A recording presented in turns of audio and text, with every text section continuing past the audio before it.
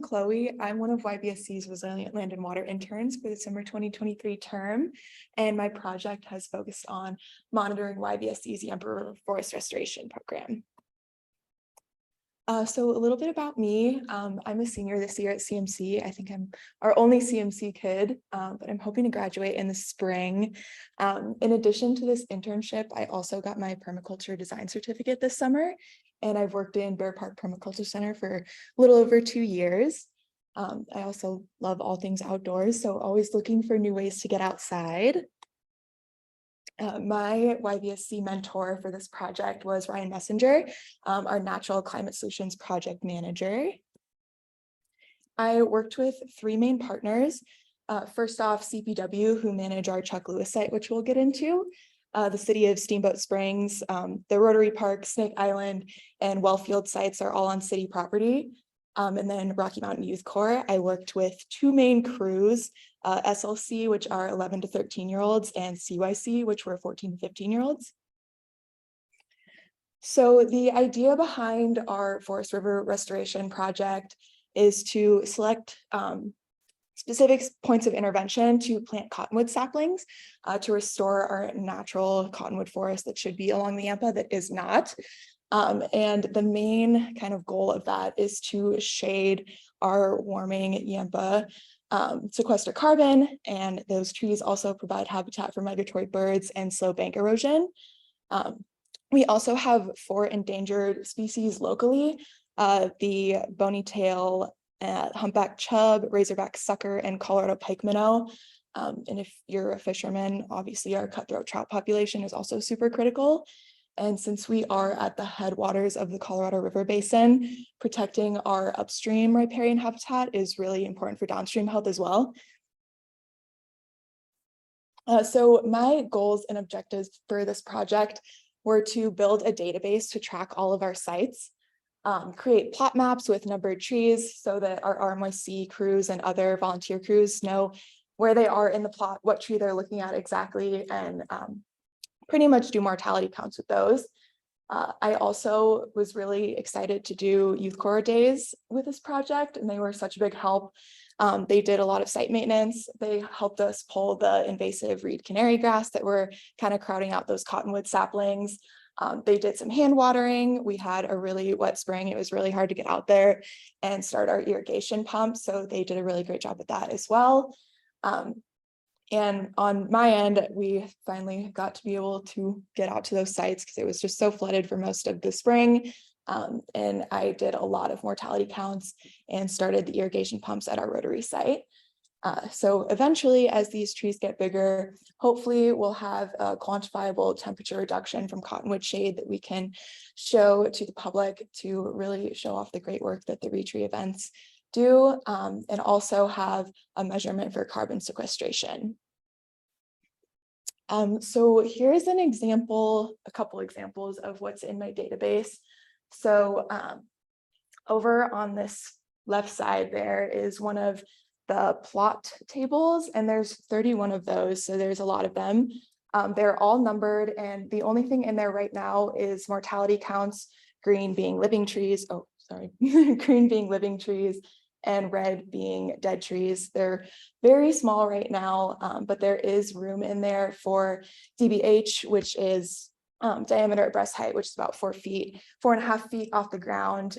That's essential in measuring carbon sequestration, as well as the average distance from the middle of the Yampa, which is essential to the shadolator measurement, which is basically the Oregon Freshwater Trust developed an actual kind of formula to calculate how much shade these restoration projects are giving to the Yampa in kilocalories per day. So that is basically like from the middle of the site, there's an overlay. You have to use GIS to do this. It's very involved. I didn't get super far into it because the trees aren't big enough for that yet, but hopefully the idea is to calculate that with the canopy that the trees are providing to the river. And then kind of a smaller project that I also did was beaver mitigation, and that's going to be done about every 2 years. And that was also an RMYC crew day that I did.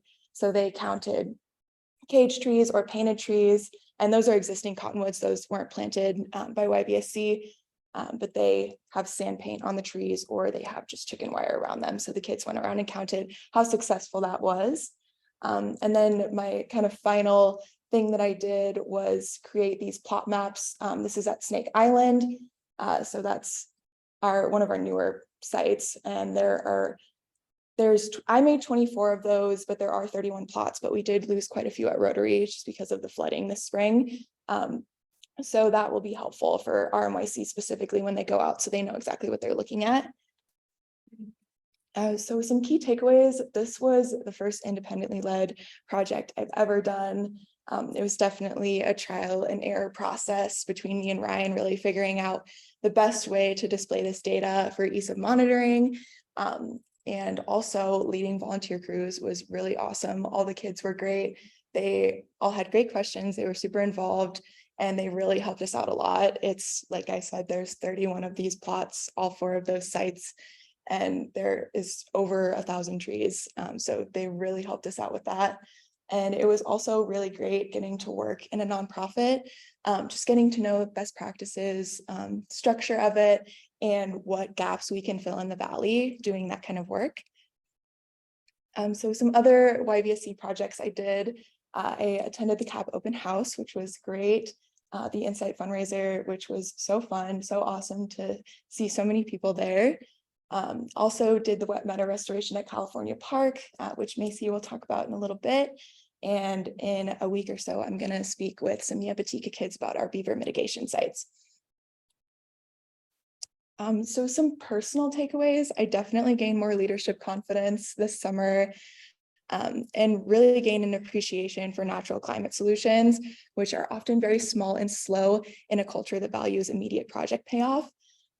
But it's definitely going to be so rewarding to see that restored cottonwood forest along the banks of the Yampa, and hopefully that good work will really inspire the community to get more involved with future retreat events. So some suggestions. The youth corps were super helpful. Like I said, there's just so many plots, and they are just a great group to involve in. I also think there's really an untapped student base at CMC. Like, I just talking to my friends over summer, like they're all CMC students, and none of them really knew about these projects at all or what I was doing. And they were so stoked to be a part of it. So I definitely think there's, specifically in the sustainability program, a lot of kids who would love to help out with this stuff if they had more opportunity. And I think if it was broadcasted a little bit more. So some acknowledgements I'd like to make. I'd like to thank Dakota, our wonderful intern program manager, as well as Michelle Stewart, YVSC's executive director, for the opportunity to serve my community in a greater capacity. My RMYC crews, which I mentioned, SLC and CYC, the city maintenance crews, they came out and helped us with irrigation, and that reed canary grass a lot. They have weed whackers, which is way more helpful than just like pulling it off by hand. Also Colorado Parks and Wildlife, and I don't really know about that much. Yeah, CPW, who manages the Chuck Lewis site, and then all of our wonderful interns. So it seems like for obviously many reasons we need to shape the Yampa, and we typically think for natural climate solutions, for example, planting trees. But obviously it takes X amount of years, you have to take care of it. Where could you bridge the gap between unnatural, let's just call it, like shade cloth, for example? Do you think we'll be able to cool the Yampa quicker? Is it more destructive? And I guess for most climate, natural climate solutions, are there ways to use more man-made solutions for those issues? I think that there are definitely ways that you can do that. I think just being at CMC and knowing all of our professors and how they teach us to be sustainability professionals. Personally, I think the small and slow is always going to be better in the long run. I think like there's definitely probably ways to shade the Yampa. I know it's probably not super tangible with how big the sites are, but like Agribon, like if there was like post and like Agribon on top of it, maybe that could be something that we could use. But I think just in an effort to preserve the longevity of what that ecosystem should be. I think using those solutions and kind of moving away from like the immediate progress, immediate action now is better in the long term for things like that, because these trees need to be there anyway. So we might as well help them be there now, if that makes sense. Can you talk a little bit about some of your findings with the success or not of the beaver mitigation? Yeah, so the beaver mitigation was actually really successful. There was not a lot of trees that had the sand paint or had the cages that were downed. Something that was interesting though was the water levels that we had this spring were just unprecedented. And so the cages didn't really stand up to that, but the beavers weren't really like going after those trees because they still had the cages on them. They were just underwater. So it was a little hard to like picture what they would be doing if they weren't so flooded. But there was also pretty good indication that the beavers were going for like down trees over them instead of because of that mitigation. So that was pretty cool. It was also interesting though that me and Ryan also noticed that the snow levels were so high that the beavers were climbing above the cages and above the paint. So they had more access to that. So maybe in the future, painting a little higher would be, if we hope to have a winter like we did, which hopefully we do, but yeah. Ew. Sorry. So how can the general public get involved in helping to plant trees, number one, Mhm. and how are you going to market that?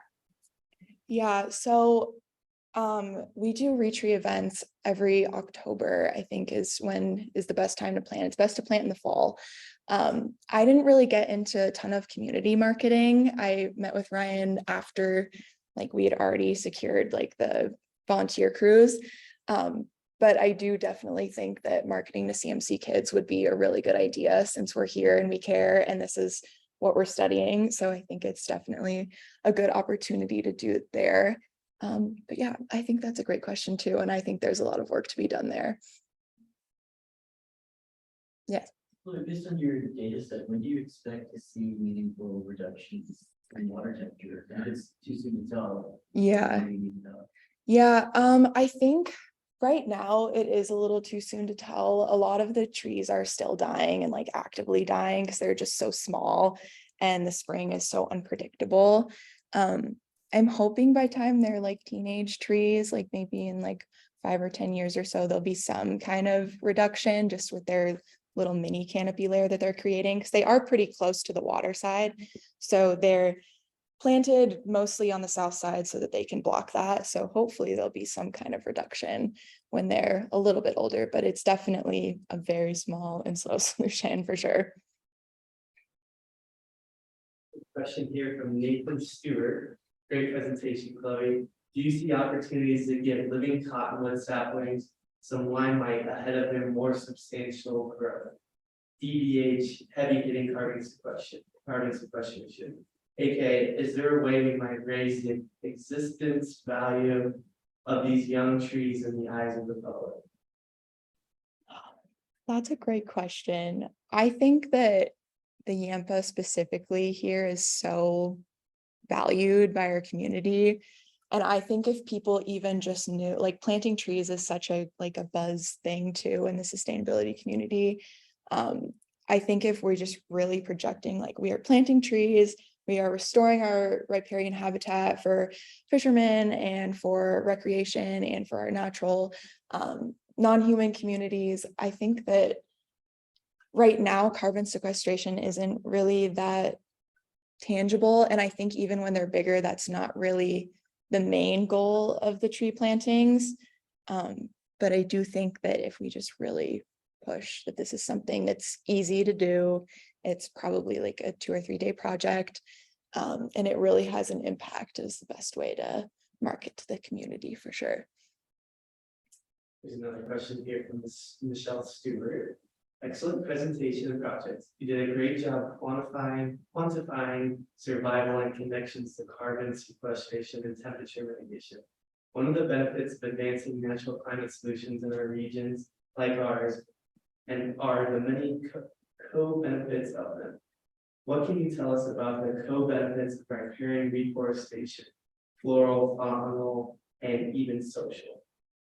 Yeah, I mean, it's so broad, and there's so many different ways that our ecosystems affect each other. And I think that understanding all of it is really difficult, but I think specifically protecting our local fish species, definitely allowing people to enjoy the river for longer in the summer. I'm sure we've all experienced the closures. It's really sad to watch that happen. And I don't know, I think it's interesting for me to think about too, because I don't fully understand like exactly what happens when, what happens where when you do these kind of projects. And I think it's really unexpected, the different benefits that can happen. And I think that that's definitely something that I would like to continue on in the future. Because it's not a very long intern program for this kind of thing. But I definitely think that there's going to be a lot of really unexpected and exciting changes, not even just in Steamboat, but downstream as well, as we protect this habitat. So yeah. There's one more. One more question from Rachel Long. Wonderful presentation. Great to hear that CMC students are interested in getting more involved with retreat and wildlife. It seems like there is often a disconnect between CMC students and the Steamboat community at large. So I'd love to see a partnership with CMC grow. That wasn't a question. Just another question. I agree. It's a good one.